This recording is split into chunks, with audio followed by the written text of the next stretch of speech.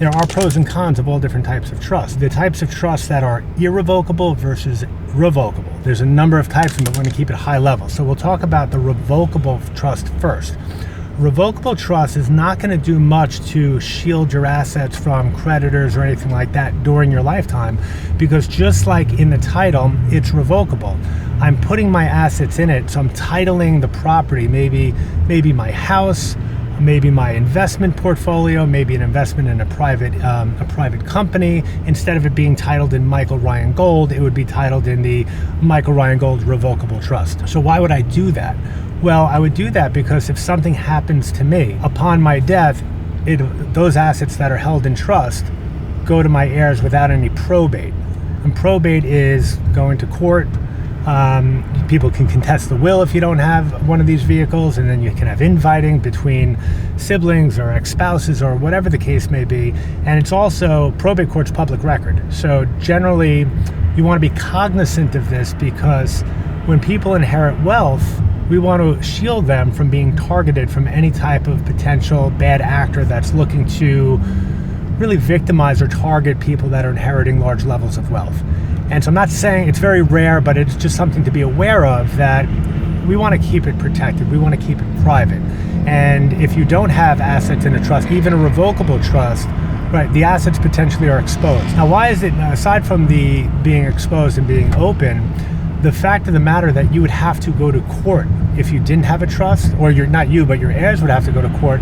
They wanted to sell a piece of real estate or move something, the court would have to approve it. And that may take some time. It can take 3-6 months or longer.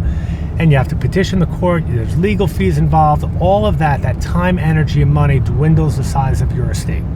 So that's problematic. If you're at a point where you have lots of assets, and especially if you have assets in different states or different jurisdictions, it can be quite burdensome and challenging for your heirs to deal with probate courts in multiple states after your passing. So really important to think about.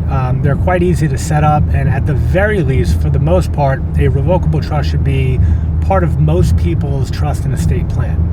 Now, that doesn't do much for shielding against taxes, estate taxes. It doesn't do much for shielding against creditors during your lifetime or after your lifetime. That's when we get into the more advanced legal structures. And there's a number of types of trusts that can do this. These are what we call irrevocable, which means you're gifting money into them, and those assets aren't your assets anymore. And so when they are set up correctly, it's you put a certain amount of money into an asset.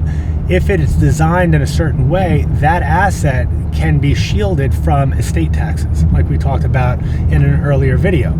So if you, let's just say hypothetically, put $10 million of assets into a certain type of legal structure that's designed to avoid estate taxes, right?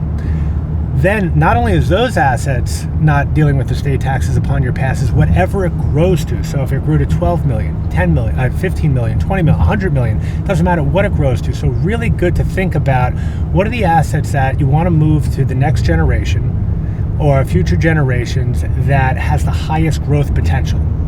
And those are really good assets or vehicles that you want to consider putting into these types of trust vehicles, because they would potentially have the highest growth potential if that's what you think.